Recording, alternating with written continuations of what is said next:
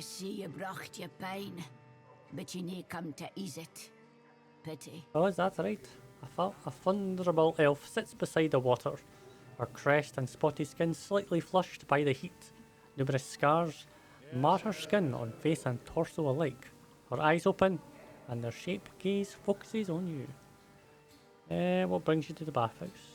It eases my pain. More than that is an awful long yarn, and nae entered lickly. I like to hear it. You may be finding the tale familiar. Oh, is that right? I fecht in the broken stone war some 2 centuries gone by now. I left the woods of a deer for the eastern reach. I claimed to seek to protect our colonists, but in truth, I sought the glory of battle. Oh, battle. She sighs and touches her brow. Glory were nae to be had. Truth be telt, I hold luckier than most.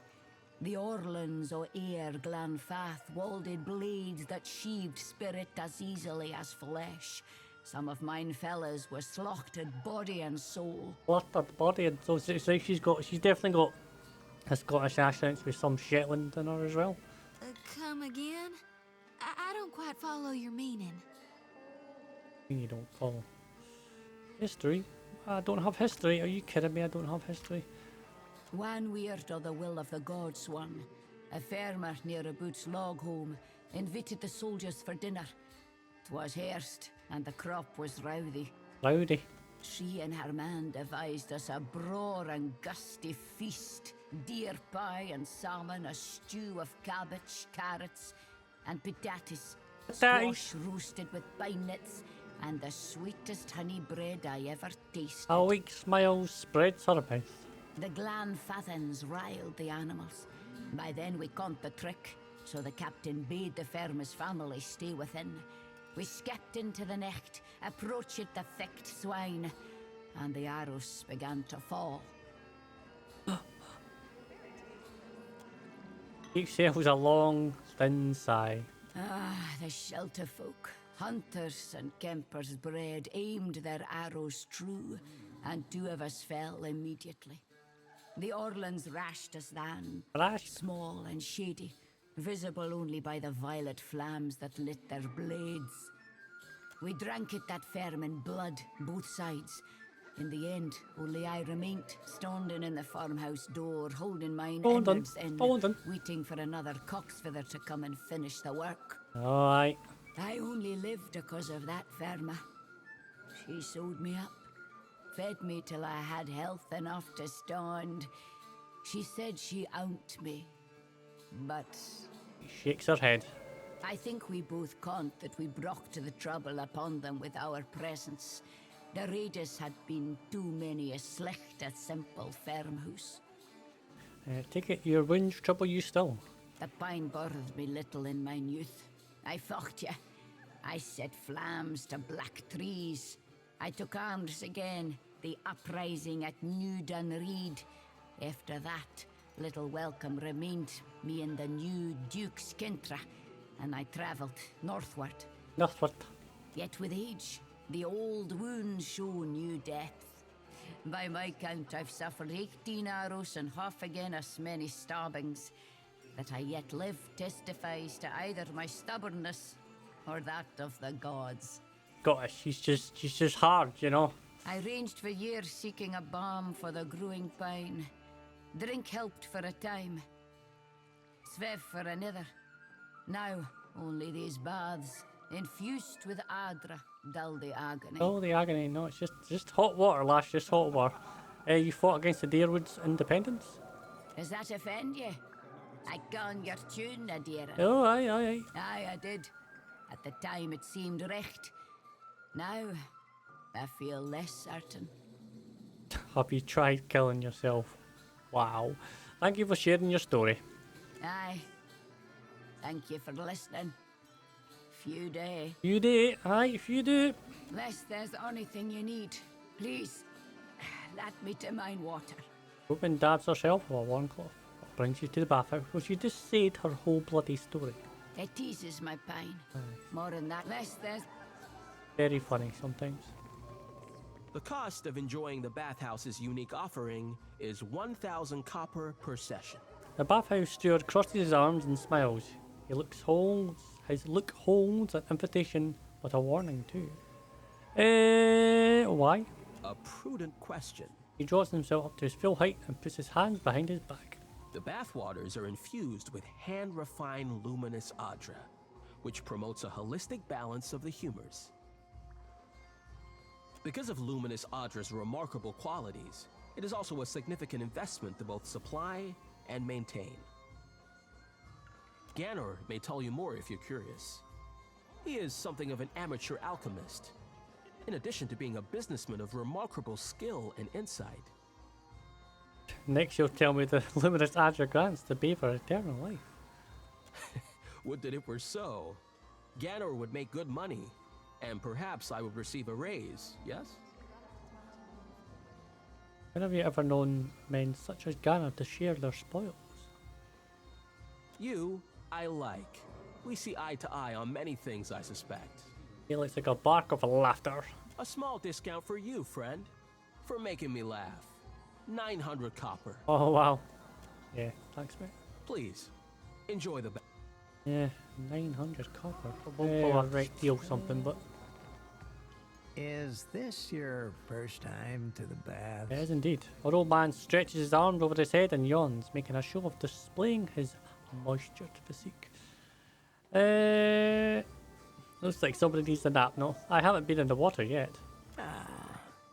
The cost is high, but so are the delights. I might have the skin and bones of a retired scarecrow, but the waters bring youth back, where it counts. He studies you from under a lowered brow as his knees begin to drift apart. Oh, well, hey, you stay easy on there, man. My eyes, my eyes. My eyes. Excuse me? He pauses and blinks as you, a rivulet of sweat working down the bridge of his nose. What's going on here?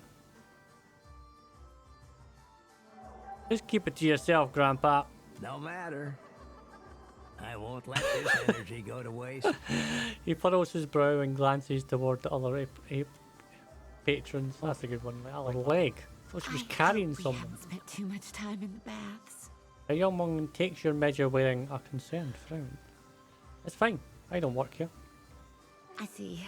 My thanks for clearing that up. Don't you worry. In any case, we hope you enjoy your time. Her companion subtly tips her head to shoo you away. It brings you to the bathhouse. I am helping Herwina to conceive. She came all the way from the dear wood, and I will see that she returns with arms laden with young. Then grins her way.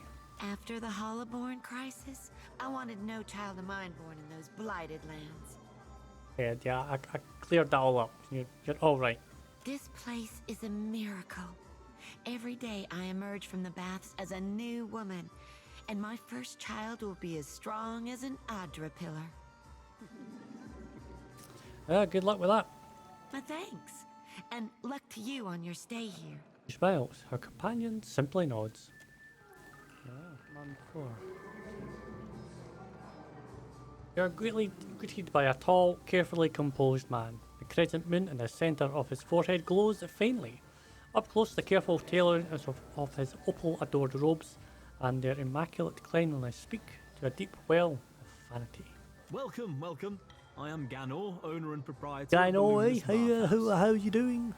If there's any way I might make your visit more comfortable, you need only ask. He clasps his hands and bows, a playful smile tugging at the corners of his lips. Your exchange with Amrio was observed.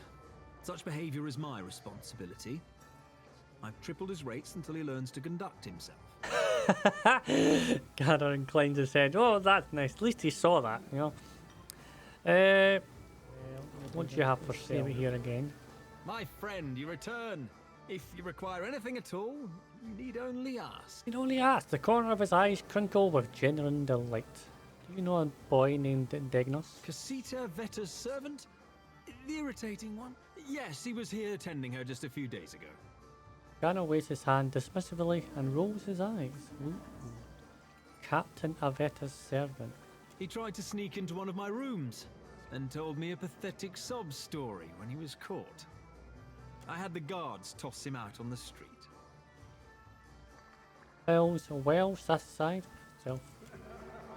Alright, so it looks like we probably are going to have to steal something. What for, Captain?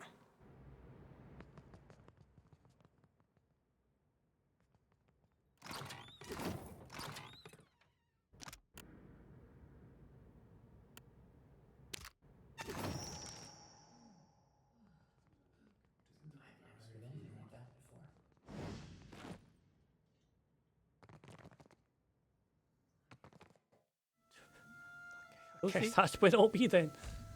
A voice cows out from you in an alleyway. Well, be it then. Nikitika's poorer districts host more than dark than light.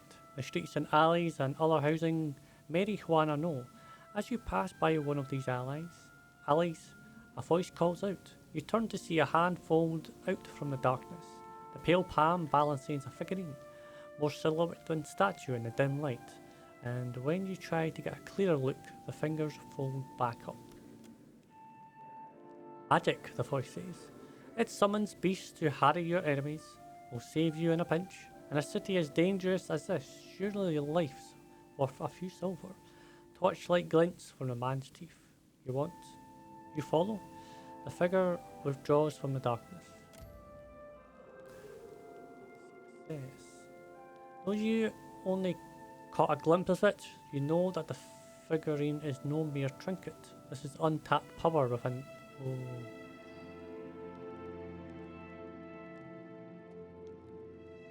Spooky.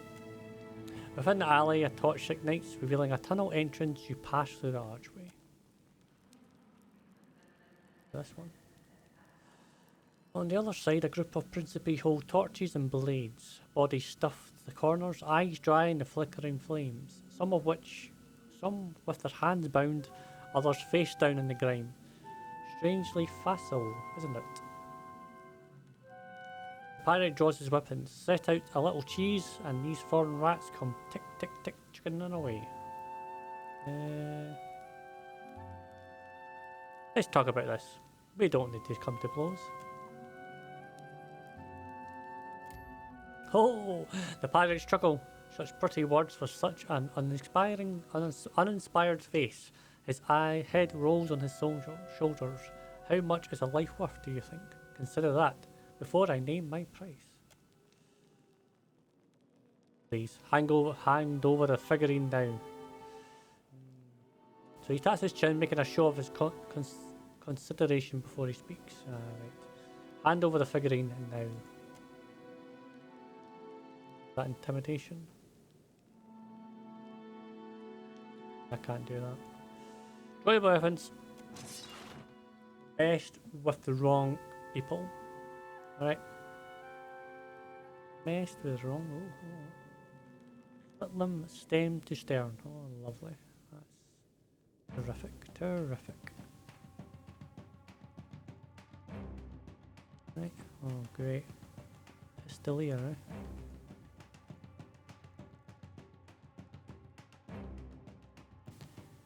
I think I need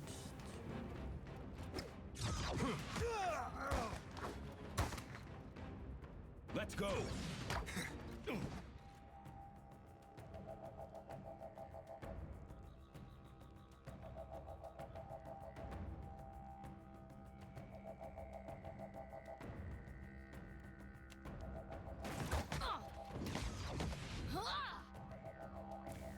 right, so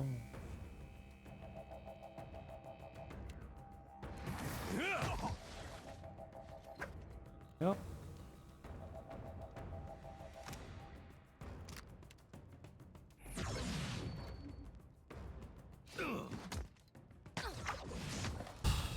Tell you what, that was bloody difficult, that. Take him down.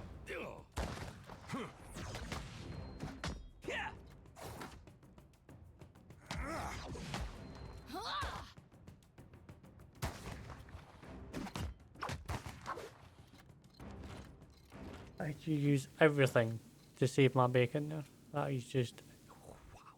I've got it. Wow. Yep. That was Not fun, that.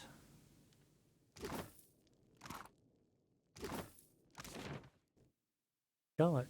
That's a new place. Nice and quiet.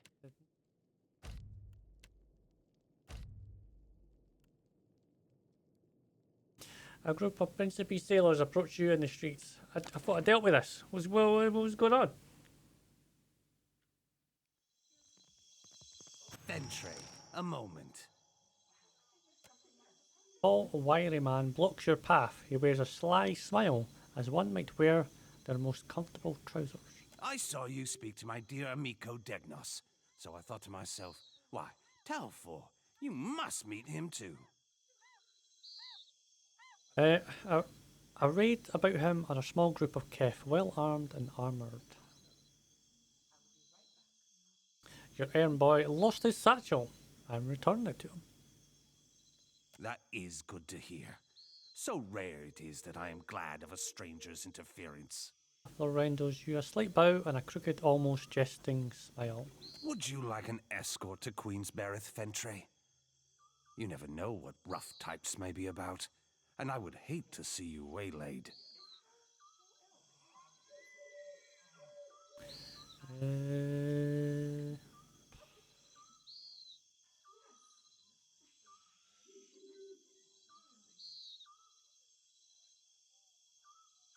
Am I not already waylaid? Were I a more fragile man, I might have found offense in your vulgar accusations. His smile is sharp, drawn in irony.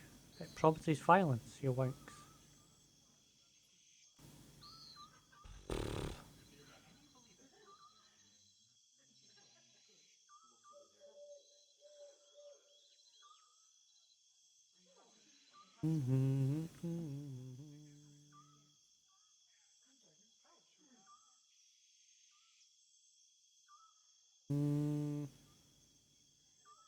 I think no matter what I do, I'm probably going to be in for a fight here if I just do that. I'll be on my way if you wish to follow. A gracious offer. We accept. He nods to his fellows who smile and murmur agreement. Per Guano, let us be off. Okay. Okie dokie.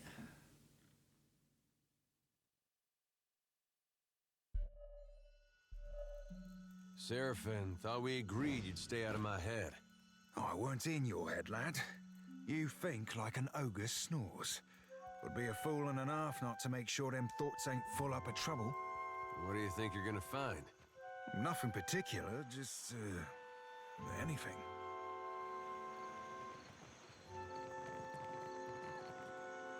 Ecosi, Fentre, you have found the satchel? Tiverus. Belfetto. A smile breaks across Degnos' face. I am in your debt, amico, truly. He takes your hands in a tight, sweaty grip. Please, take this. You do not know what you have done for me. He hands you a few coppers. A sheepish grin stretched across his face. Is that it? 37 copper? I will reward you properly someday. You will see. I really fucking hope so, mate. Was that it? 37 copper? Our business is resolved, and my business is my own. Be on your way. I have no time for you. Well. The joys. Ahoy, Cap. Bend your ear a tick. His size, pinching the bridge of his dilly nose between forefinger and thumb. Shody seems a right fine lass and all, but, well, she asked me to pick around in the forts. Told her I didn't see nothing. I bounced right off of her. But that were a lie. Darkness, Cap, and little butt. Then fires, make an ash of everything. Shudders and a feel of cold wave roll off him like being doused by a stormy swell. It washes over you, and you find yourself aboard Defiant's main deck. Something unseen presses down upon you, and you hear the ship groan beneath you. You're alone, safe for the corpses. Serafen, Edir, Soti, Elof, and so many others.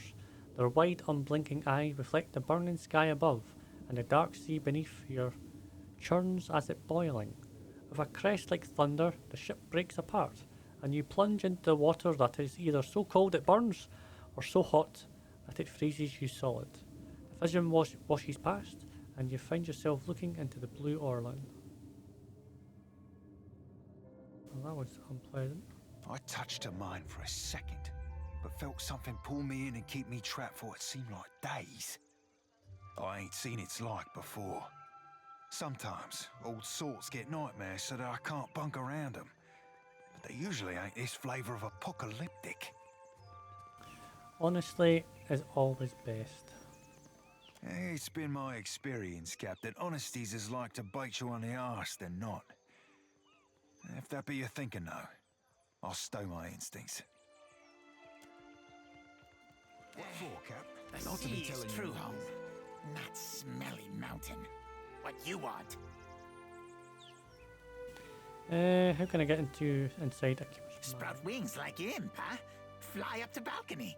Then bats his wing bat extra hard for emphasis before pointing at the highest level of the neighbouring manor. The doors are for ground meat. Arkemir doesn't let worthless idiot outside after worthless idiot sprayed dung on stupid tablet. But Arkemir not home.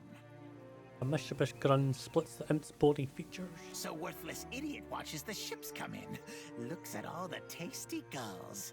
It sighs down at the vista of ocean and docks. Your name is Worthless Idiot. You want to set sail and eat gulls? You're welcome aboard the Defiant.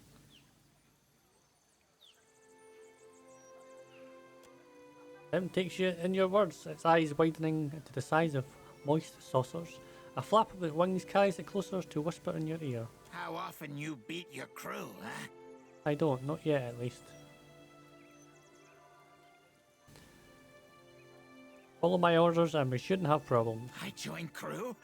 I join crew! Tim flutters in excited little circle. It points down at the distant shape of Queen's Berth and salivates at the sight of gulls landing on the rigging of the Defiant.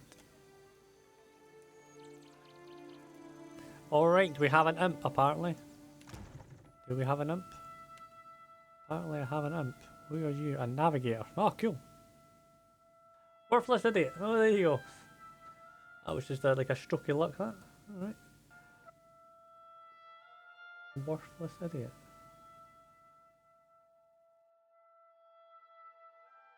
Apparently so. I will take it, folks. I will take the crew. Right? Don't you dare disrespect.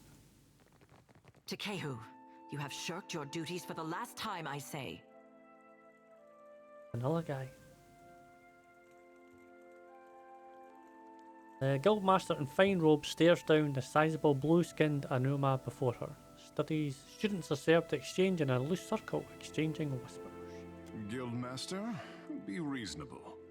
He tosses his anom-like hair, which glows faintly as each bulbous strand settles in place. I skipped one lecture to travel up the mountain. Still, the palace is closed until you present me before Onikaza.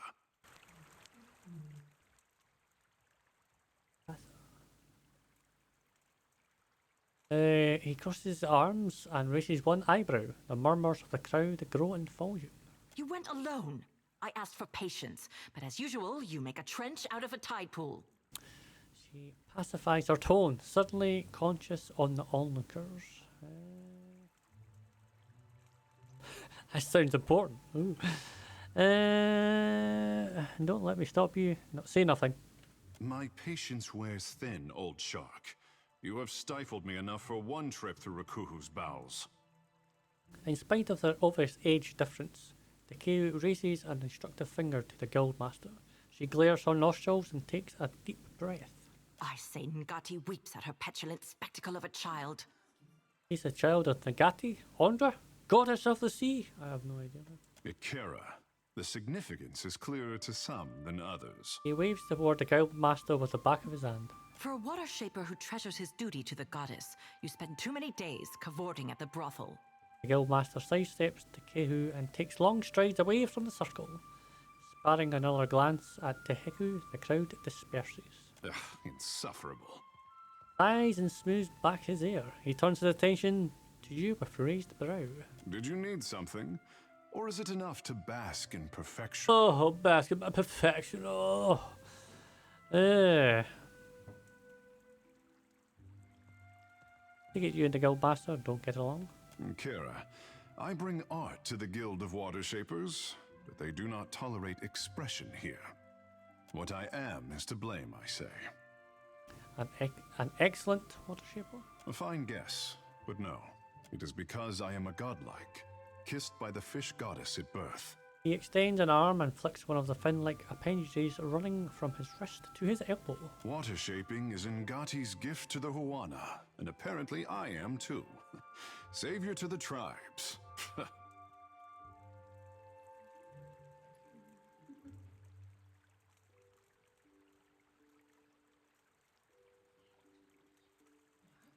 Either push back a little, test your boundaries. You certainly are. I can tell why they revere you. The only question is, do I return to my duties, or while away a few hours in the bathhouse?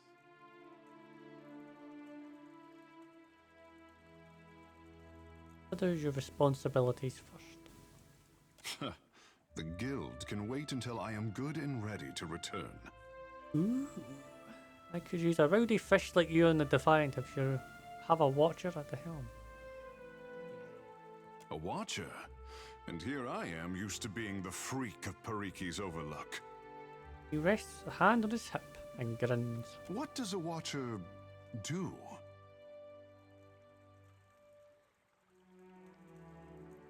I am the Herald of Birth.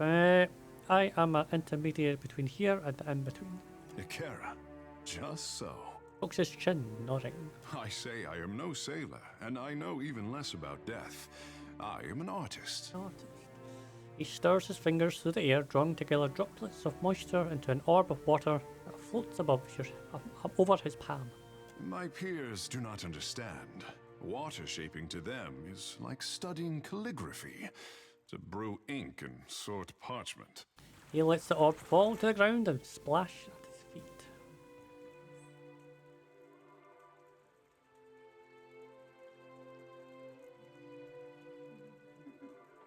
Well, I'm curious to see what you can do.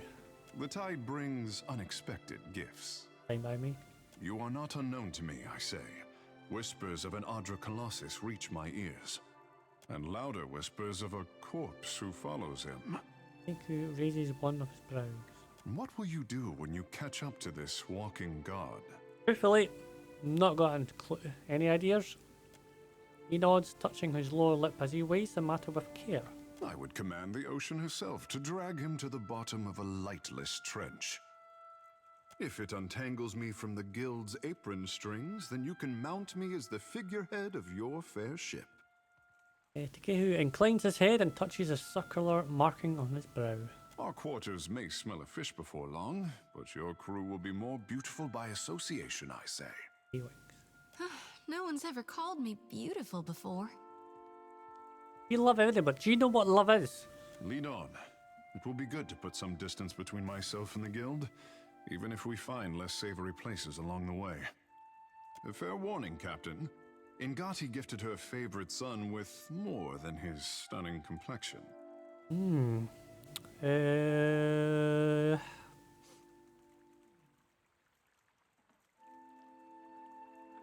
look forward to learning all about it. Ikera, I look forward to teaching you. I say you will learn, in time. He winks, his eyes suddenly as dark as beads of polished onyx. So, I'm just going to keep you as a druid, I think. That's what I got from my stoof.